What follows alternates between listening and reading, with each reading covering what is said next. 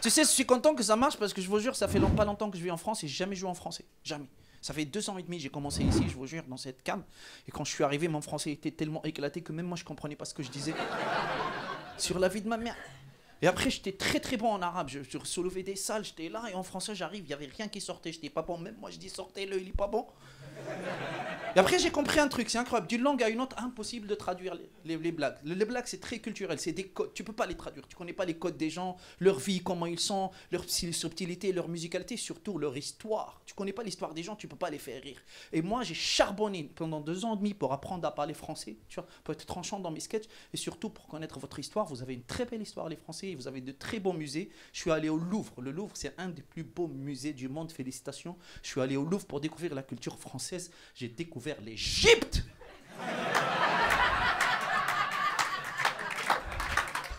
Je te jure, j'étais dégoûté. J'ai découvert ma propre culture africaine, frère. J'ai payé pour me voir. C'est comme si toi, français, tu vas dans un pays arabe, dans un musée arabe pour découvrir la culture arabe, tu découvres les perruques de Louis XIV.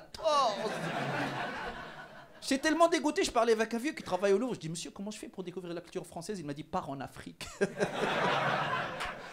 Cette vanne n'est pas ouf, mais je la garde, elle est gênante pour les blancs.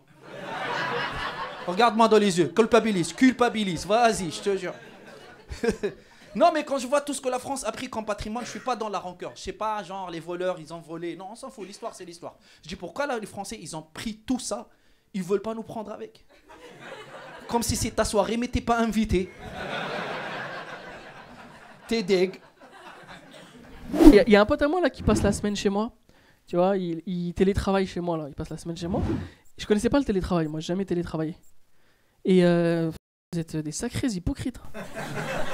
Parce qu'il est constamment en réunion et ça vous anime le cerveau de pouvoir couper le micro.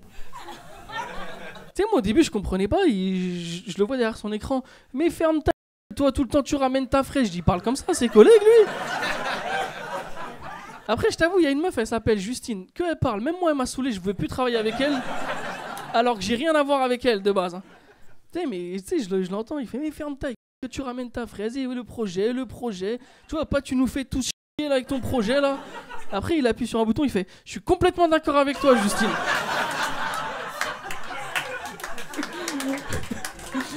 Et ça vous anime le cerveau ce truc là. C'est pour ça que t'entends des fois il y en a ils se font virer, ils ont pété un câble au taf. Tu vois, tu sais le patron il vient il dit t'as avancé sur le projet mais ferme ta gueule. Il a pas pété un câble, il a juste oublié qu'il était en présentiel. C'est ça qui s'est passé. Et là, on m'a parlé d'un truc récemment, je sais pas si vous êtes au courant, il y a une polémique sur le jeu vidéo Assassin's Creed. Ouais, parce qu'ils ont pris le personnage principal, c'est un samouraï japonais noir. Et les gens, ils ont dit non, c'est pas possible. Un noir, il peut pas être plus fort en samouraï qu'un vrai japonais parce que les japonais, c'est leur art martial depuis longtemps. Nanana. Et moi, j'ai une théorie. Ces gens-là ne connaissent pas Teddy Riner. Vous avez vu Teddy Riner, son jeu préféré tous les ans, c'est d'aller au Japon pour taper leurs meilleurs mecs dans leur meilleur sport. Et il y a des gens qui osent dire non, un noir, nanana. Et il y a eu un autre argument aussi, c'est que les gens ils disent ouais, c'est trop woke, c'est trop à la mode de mettre des noirs partout, les noirs ils veulent nous remplacer, tout ça, alors que c'est faux. Tu sais, on n'est vraiment pas surreprésenté, rien que dans le cinéma français par exemple. Tu vois, genre si demain il y a un film genre biopic de la vie de Teddy Riner, je suis sûre que tu as des directeurs de casting qui seraient capables de dire alors dans le rôle principal on a pensé à un acteur qui le ressemble, genre Pierre Ninet. Tiens, ouais, c'est important, comme ça il faut que le téléspectateur s'identifie au personnage. Hein. Et puis Omar Sy n'est pas toujours disponible, voilà. Hein. Parfois, tu peux avoir aussi trop d'empathie. T'imagines, moi, ça m'est arrivé quand j'étais enfant, l'empathie mal placée. Tu sais, quand tu projettes trop des choses quand t'es enfant et tu deviens trop empathique, alors qu'en fait, il n'y a pas à être empathique. Par exemple, moi, quand j'étais enfant, je sais pas si ça vous est arrivé aussi, j'avais vu tous les dessins animés. À chaque fois, le personnage un petit peu plus faible, il était tout le temps gentil, tu vois. Souvent, c'est ça, plus faible égale gentil dans les dessins animés. Et du coup, moi, quand j'étais enfant, j'avais ce cliché, je sais pas si vous l'aviez aussi, je croyais tous les handicapés étaient gentils, que ça allait ensemble, tu vois. J'avais un préjugé sur les handicapés. Handicapé égale gentil, c'était une croyance que j'avais, alors que pas du tout, faut se détromper. Les handicapés, c'est des gens comme tout le monde, il y a aussi des chez les handicapés. C'est pas une équation handicapé égale gentil. Mais moi, je croyais, j'étais teubé. Un jour, j'étais dans le métro, j'étais enfant, je sais pas pourquoi j'étais dans le métro tout seul. Et il y a un monsieur... Laisse tomber, frérot, avec le recul, déjà ça dans l'anecdote, elle est pas normale, cette information. Mais C'est ça le souvenir. Dans ma tête, dans mon souvenir, j'étais tout seul. Peut-être il y avait mon daron ou quoi, en tout cas, je me rappelle pas. Ce que je me rappelle, c'est que je suis dans le métro et qu'il y a un monsieur aveugle qui est tout seul dans le métro lui aussi. Et moi, je suis con. Dans ma tête, handicapé égale gentil et monsieur seul égale triste. Tu vois ou pas? C'est ça mes clichés d'enfant. Donc je me dis quoi? Monsieur, il est gentil et il est seul, il est triste. Je vais aller lui parler.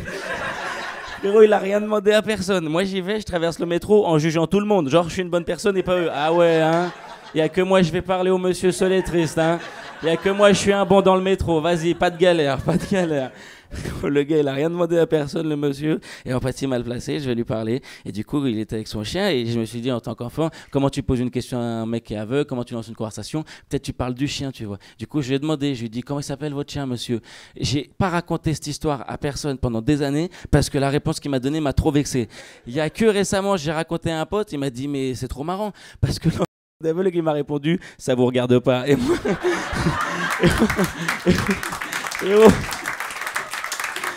Et moi, j'ai même pas attendu la suite, j'étais trop vexé, j'étais en mode ah ouais, c'est des en fait aussi.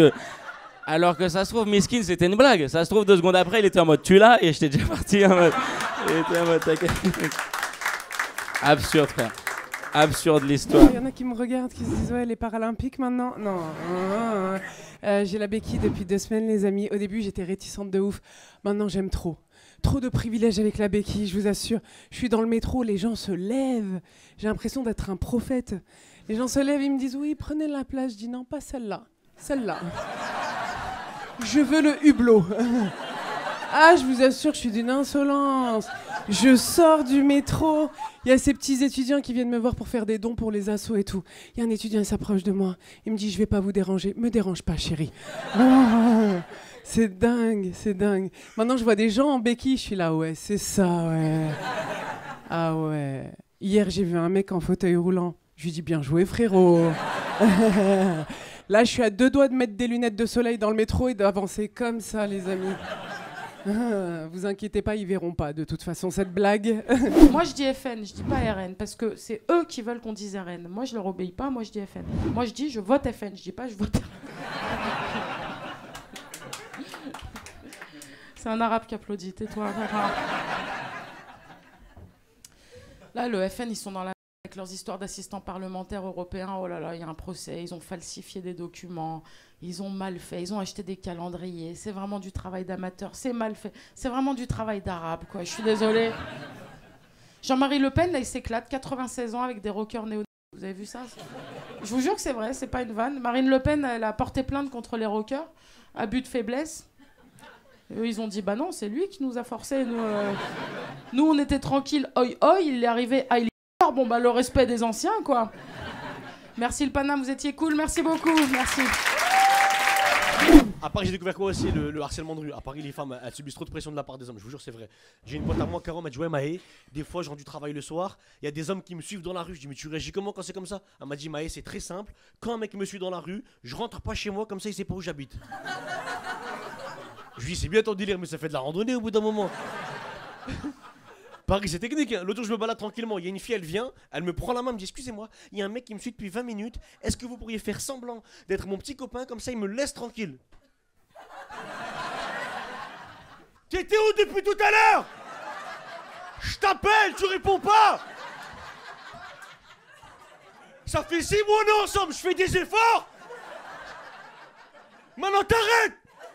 Tu me suis, on rentre. J'ai vécu chez elle pendant 2 semaines.